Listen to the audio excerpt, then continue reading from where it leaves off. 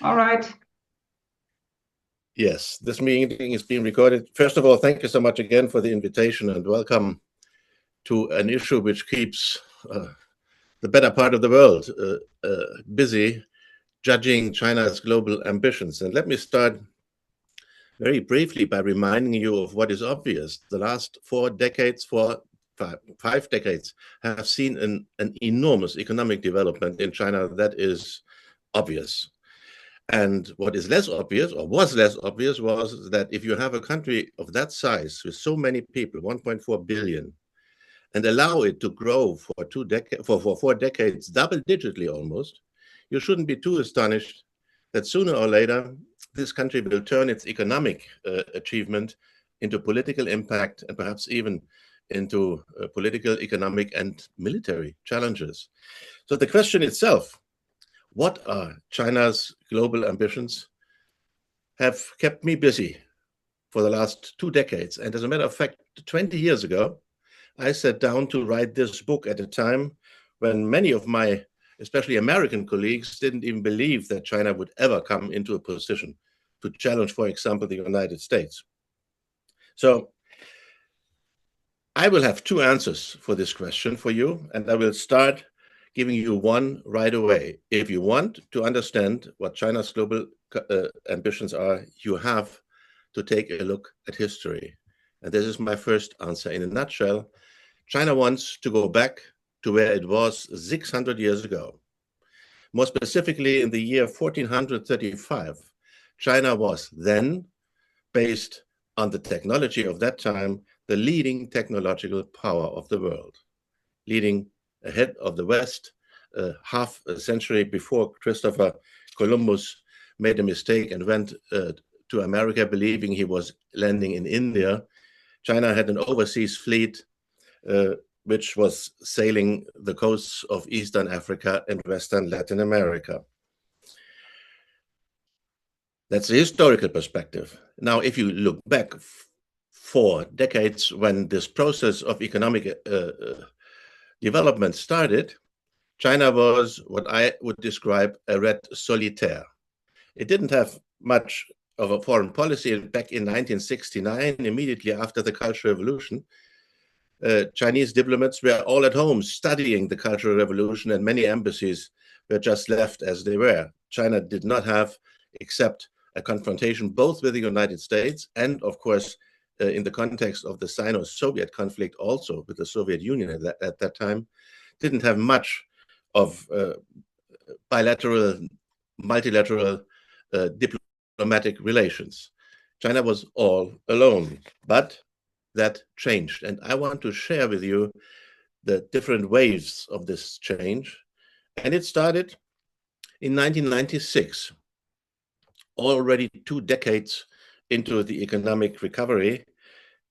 China invited Russia and 3 Central Asian states, Kazakhstan, Kyrgyzstan, and Tajikistan, for a meeting in Shanghai, which created the famous Shanghai Five, which morphed a few years later by taking up Uzbekistan, and then also, as you can see in 2017, India and Pakistan, meanwhile also Iran and Belarus, into the Shanghai Cooperation Organization. The important aspect of this Shanghai Five to SCO is, to the best of my knowledge, that was the first multilateral initiative ever taken by China. Chinese diplomats and politicians were very, very careful to join in the 80s and 90s, to join multilateral conferences and initiatives, because they feared that something could be on the agenda which might not be in the interest of China. In the mid-90s, however, the Chinese leadership realized, if we do invite, people come and they follow our agenda. And meanwhile, the Shanghai Cooperation Organization has morphed into what some journalists describe as the NATO of the East. And this is the map. I will use a number of maps now in order to show you how step by step China moved and promoted its global ambitions. The Shanghai Cooperation Organization is one element of this development.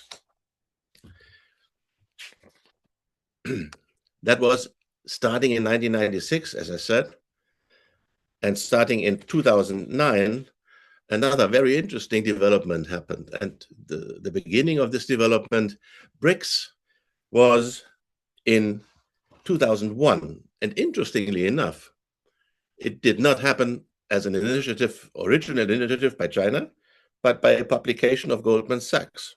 In 2001, the then chief economist of Goldman Sachs, Jim O'Neill, published a research paper where he looked at the question, where will be the next major economic developments coming from? And he said, maybe it's Brazil, Russia, India, and China.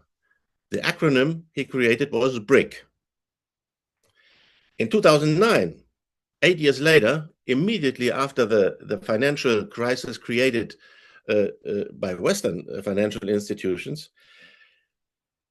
the BRIC countries met in Yekaterinburg in Russia to form an official institution, which has been meeting on annual summits ever since. And 2 years later, they felt that Africa should be represented in this format.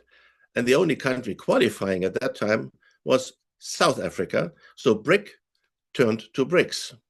And on this map, you can see the further enlargement with a new development bank created in 2014, 17 summits held ever since the founding, and another round of enlargement in 2024 with Saudi Arabia, with Egypt, Ethiopia, Brazil.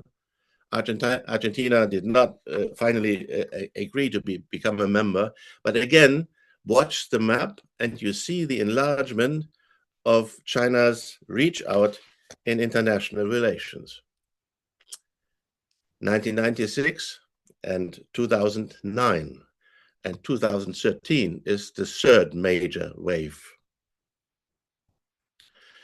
This is a famous chart presented by Merix describing the Belt and Road Initiative. In a speech in Kazakhstan, of all places, President Xi Jinping, then only 1 year in office, proclaimed a new Silk Road Initiative with the land strategy, where you see all these trains ending, for example, at the Duisburg harbor in Germany, and a sea-based belt, so to speak, which ended in Europe in the harbor of Athens, Piraeus, where COSCO made major investments. That was the ambition. And of course, the Western reaction was very skeptical. It's not based on political or economic support, but on infrastructure. Chinese companies start building rails, they start building harbors, they start to extend the infrastructural support for major parts of Eurasia. And this picture includes at the beginning the attempt to create a Eurasian initiative based on infrastructural cooperation. China's footprint was to be felt, obviously, also here with us in Germany, when in 2016 the Chinese president visited Germany.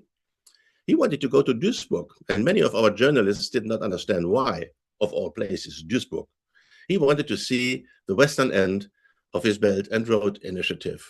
And over the years, it became clear that it's not only Eurasia, but as you can see with the sea belt already, Africa was included. And if you want to see the impact, the growing impact of China during the Belt and Road Initiative, this is the part of the world which is affected, positively speaking, by the Belt and Road Initiative. And as you can see, only Western countries, the United States and parts of Latin America, and of course, Japan and Australia are not included. Italy is a special case. Italy was invited, accepted, and resigned again. So we haven't been talking much about the Belt and Road Initiative recently due to other aspects of global geopolitical developments which caught our interest. The war in Ukraine, for example, the new role of the United States under the American President Donald Trump. But Belt and Road still exists, as does SCO and as does BRICS Plus. These were the three major institutional developments which create what we today regard as China's impact and China's global ambitions. And if you combine these three maps, you see that apart from the United States and Western Europe, plus Australia, Japan, and South Korea, China's impact has been growing continuously and considerably, stretching almost into all parts of the world. On the other hand, the Western alliances have remained constant, but China's partnerships have been consistently growing. And what we see and what is a concern of this growing global impact is a bifurcation, if you want, of the world. It's democracies versus autocracies and hybrid systems. And if you put that into this map, you see indeed that the old West, if it still exists, and the growing impact of China, that is one of the major characteristics of geopolitical changes in this world. And let me share at this point my personal concern when it comes to the contrast between democracies and autocracies. China certainly is a leading autocracy. The leading democracy of the world is under heavy pressure under Donald Trump, as you all know. But even then, for me, the big challenge is that democracies are built on one phenomenon. The phenomenon is trust. Without trust, there is no functioning democracy. And you have to trust, if you are, for example, going to a ballot, that the vote you are casting for a party is helping this party to do exactly what you expect it to do. Without this trust, democracy does not work. And the problem is, this trust is decreasing in almost all democracies, including our own, certainly in the United States, but also in other parts of the world. On the other hand, in autocracies, trust is not that important. The major principle of an autocracy is control. In China, control has been omnipresent, even in the times before the technological progress as we are seeing it. But that is the challenge. While trust is declining in democracies, the ability to control is growing in autocracies based on the technological progress we are all seeing on artificial intelligence, on face recognition, and so on. So this is one of the challenges. And the second challenge is, of course, Eberhard, excuse me to interrupt you. There is one question in the chat. Are you willing to answer it right now or later? Yeah. And it was done by Johanna Fischer. She's asking, why is Peru described as a hybrid Peru on your map? This one? I thought, or the other one, the next one. This one? Yeah. I must confess that I used this pioneer graph without looking at Peru specifically. And I'm not an expert on Peru. I would have to check. Sorry, I'm not able to answer that question right now. Thanks anyways. Okay. Hybrid. Is Peru hybrid? Probably it is. Anyway, where we go? Oh, Mr. Gott. First of all, the two shocks.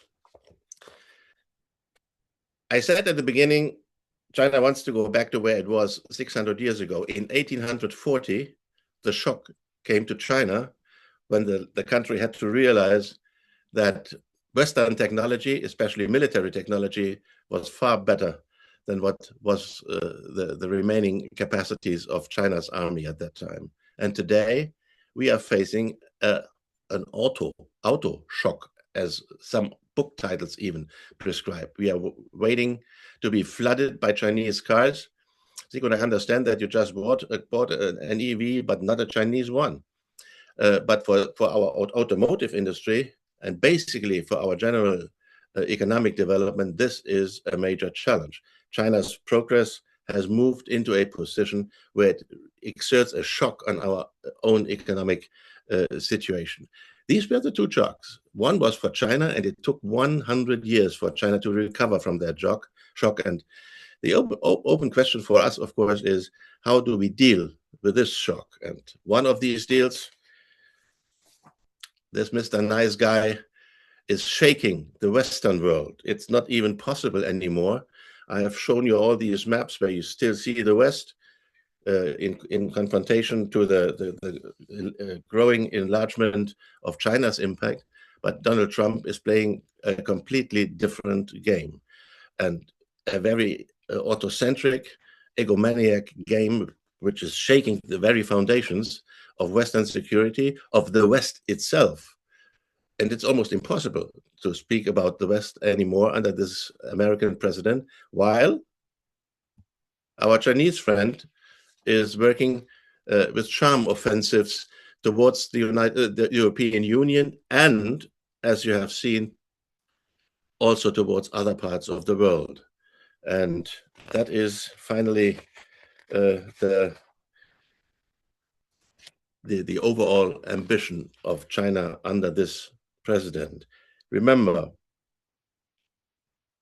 I said at the beginning, China wants to go back to where it was 600 years ago. But if you watch all these developments based on the three major institutional developments which I have described, the second answer is China wants to become a modern global power, at least on eye level with the United States.